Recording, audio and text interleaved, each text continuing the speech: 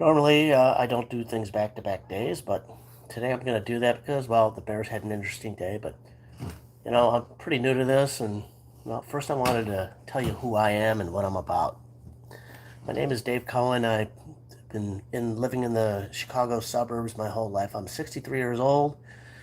I'm a huge sports fan. Um, Anything White Sox, Bears, Blackhawks, Bulls. Not a big Cub fan, sorry. It happens. I used to hate them, but I don't anymore. In fact, I'm watching them right now. I am married to an amazing woman named Lisa. We have two children. Ashley is 24 and Brandon is 21. Ashley was not into sports, but Brandon followed in my footsteps and wrestled and did very well. Very proud of him. Um, Grew up in the town of Deerfield, 30 minutes north of Chicago. It was a great place to grow up. Uh, just your regular all American town. Um, I wouldn't have changed a thing as far as that goes. Um, all my friends played sports. My dad was a junior high basketball coach, and he ended up being the principal at the junior high that I went to, and my brother and sister went to as well. My brother, Todd, is 5 years younger, and my sister Elise is 8 years younger. And all three of us had success in sports. I started wrestling, that was my main sport, but I played football, basketball, baseball, softball, you name it. We did it.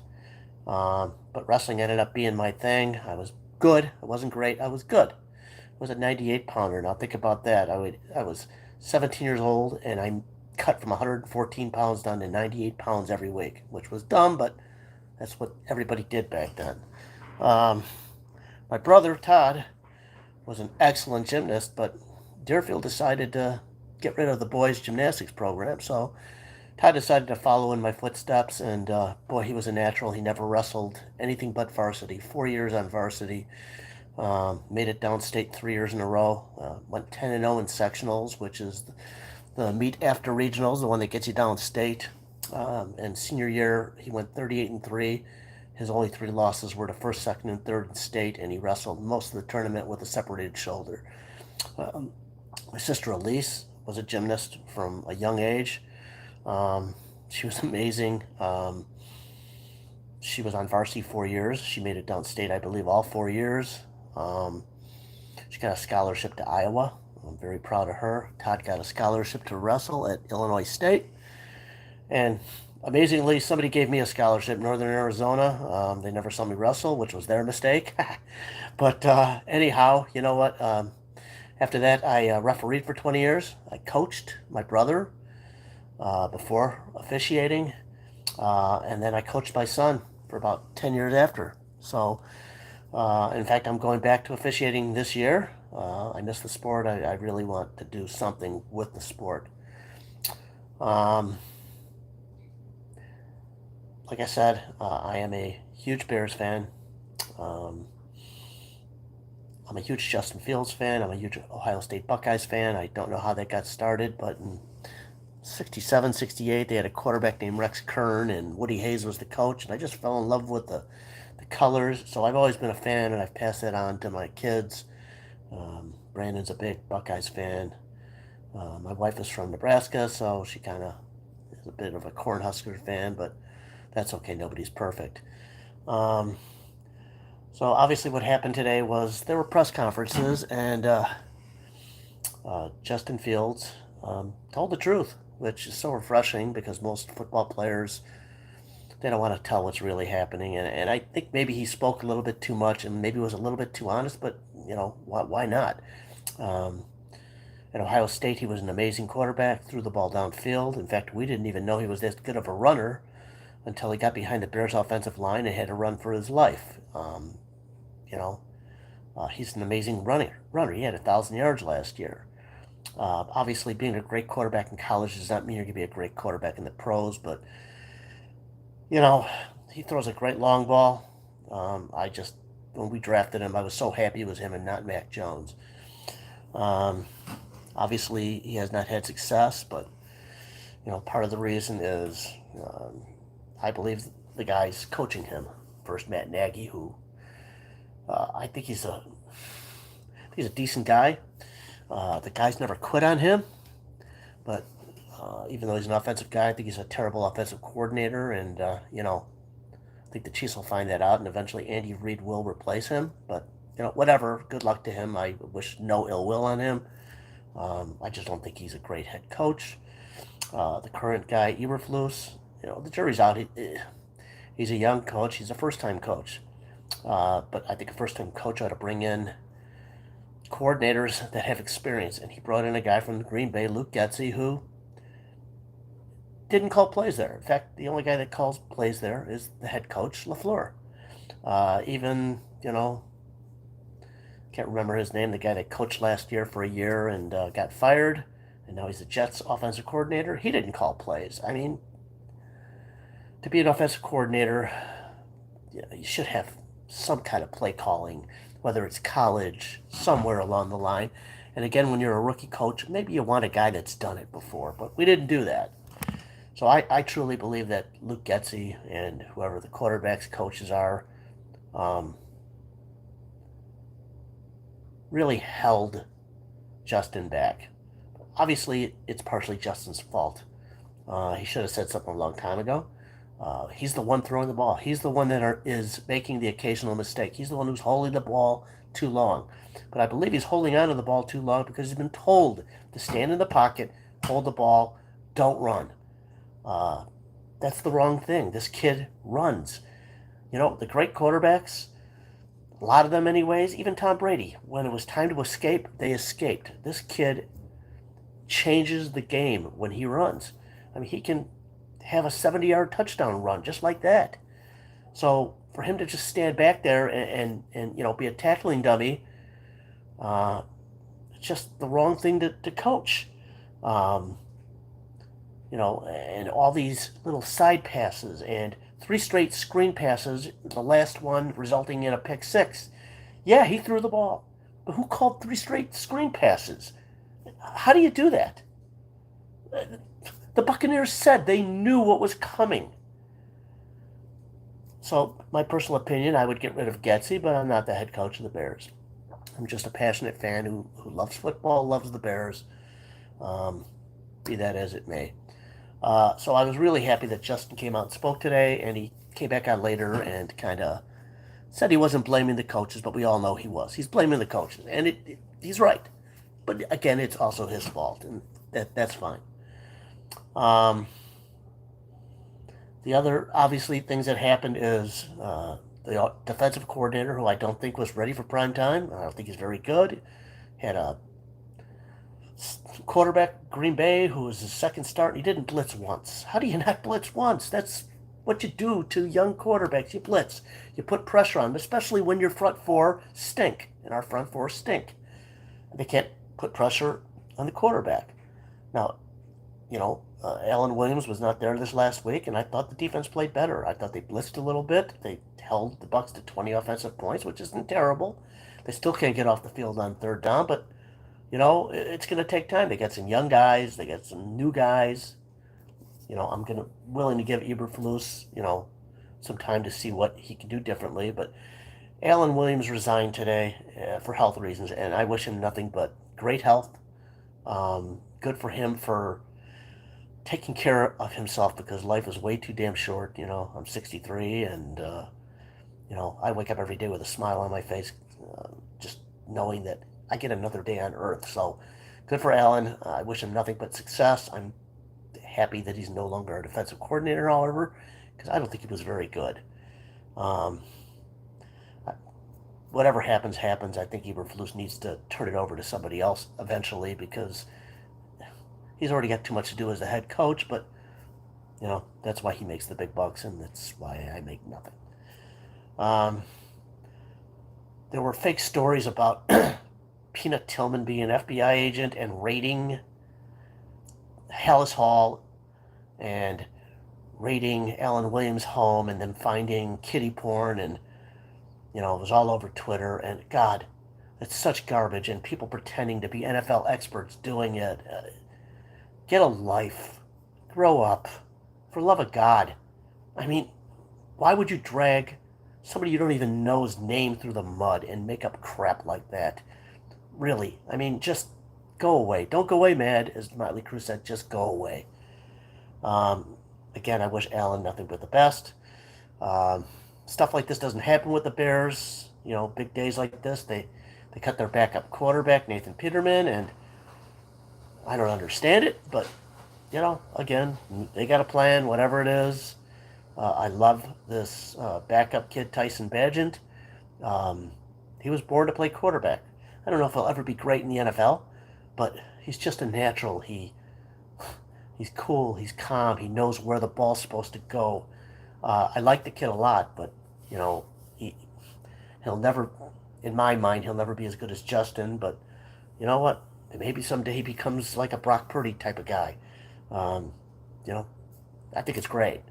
The thing about Peterman, well, I think he used to really stink. I think he's gotten a little bit better. He knows the offense, but maybe they'll sign him back to the practice squad. Who knows? But you got to have three quarterbacks. San Francisco proved that last year when they finished, you know, the game to get to the Super Bowl with a running back. And they've got rule changes to where, you know, you can have a third guy on the roster in certain situations. So I'm sure they'll bring somebody else in. Um, so, you know, very interesting day for the Bears. Their left tackle, who was not playing great, but, you know, he's a young kid. Um, you know, Braxton Jones, he's on IR. He may be out for the year. Larry Borum's going to take over, and while you know Larry, I don't think is a great tackle. At least he's played. He's better than some of the crap we've had on the bench in the previous years. But now they got to go out and bring in another, you know, guy that can play both tackles. You know, just to back these guys up because they really don't have anybody. They got Chair Carter, but I think he's a guard. So they need to bring somebody in, and good God, spend some money. Bring somebody that's played, that isn't just you know, going to be standing there as everybody runs around him. Um, you know, they got cap space. Spend $10 million. Find somebody that can play, for love of God. Maybe even take over for Borum if you know he has trouble. So our center stinks. I think you know. I think the only kid that really can play is our rookie, Darnell Wright. You know, he's a rookie, but he's playing like a veteran. I mean, he's going to make some mistakes, but I like the kid. I think he's going to be a really good player. I think it was a really good draft choice. I am glad we didn't take Jalen Carter. I think Jalen Carter, I hope he becomes a Hall of Famer and he just is the greatest defensive tackle ever. But I don't trust him to stay out of trouble. So I'm really happy we didn't take him. You know, I wish him nothing. Again, I say wish nothing but the best, but I really do. I just want everyone to have great lives, be happy, you know, have smiles on your face like I do. Um, so like I said, it was an interesting day for the Bears. I'm looking a little bit forward to the Kansas City Chiefs game this weekend now. I still think we're going to get beat, and it could be bad, but if they decide to let Justin be Justin and play his game, you know, I think we could do some things. We've got good receivers. I think we've got good running backs. I wish Rashawn Johnson would start, but Khalil is a decent running back. So we'll see what happens there. The offensive line scares the hell out of me. They're going to have to roll Justin out. They're going to have to keep a tight end in and block. Um, but I'm looking forward to this. One of the other things I didn't mention about myself is my dad was a great 16-inch softball player, and he was a great guy, and he was a great principal, and he was a great father, a great man. I mean, my mother's amazing too. But I spent so much time with my dad, and you know, I went to all his basketball games he coached, went to all his softball games. I was his bad boy, and I fell in love with 16-inch softball, and I became a pretty good 16-inch softball player myself. I was a very good pitcher. You know, I'm a little guy. I'm 5'4". Back then, I was about 118 pounds. I'm now a little heavier. You know, that happens. Although I have lost 12 pounds in the last year. Um, I love 16-inch softball. We won a bunch of championships with a bunch of Deerfield guys in Deerfield and Highland Park, and you know, stopped playing because of married my wife, kids, their activities. I'd like to go back. I'm thinking maybe next summer, see if I can find a 16-inch league. I'm not really a big 12-inch fan, but I can play it. Oh, the Cubs are getting smoked. Um, the other thing I do is I played a lot of softball in Winnetka, and I met a bunch of great guys, and we were really good. It was a league where there were no bet rules, no weight limit rules. You could bring a telephone pole if you wanted, and we had guys that could swing a telephone pole. We had this one Chicago 10 bat that, I don't know, 40 ounces. I mean, the thing was, I couldn't even lift it.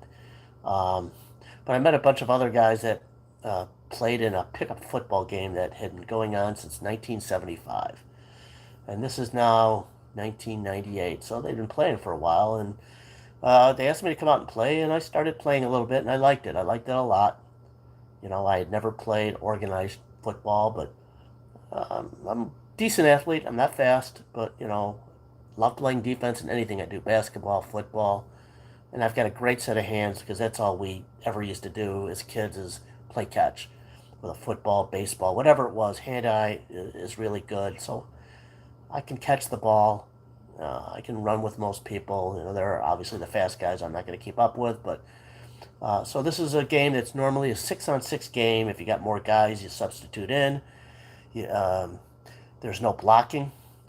You start at the 10-yard line. You got 4 downs to get to the 50. On fourth down, if you're not past the 50, you can either go for it. If you miss, the other team gets the ball going the other way, right where you missed. If you give the ball up, the other team gets the ball at the 10. And if you get the first down, you keep going. You got 4 downs to get in the end zone. It's the same thing. If you don't get in the end zone on fourth down, the other team gets the ball right there. So you play the wind. We play different defenses. We play man-to-man. We play 3-2-2-3. We switch things up. It's a pretty intricate game. I mean, it's a fun game, especially when you got 2 guys that can throw the ball. And we went through years where we had 1 guy that could throw the ball. But now we got 2 guys that can really throw the ball. And I'm still playing. I'm 63 years old. There's another guy out that comes out after his softball season's over, and we're about the same speed. So it's fun because there's a guy that I can cover man-to-man without having to give him 15 yards.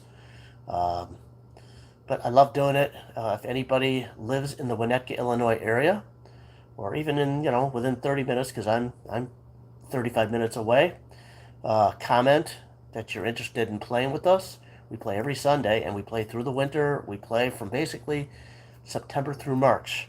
So, leave your email address in the comment. It's a fun game. There's no blocking.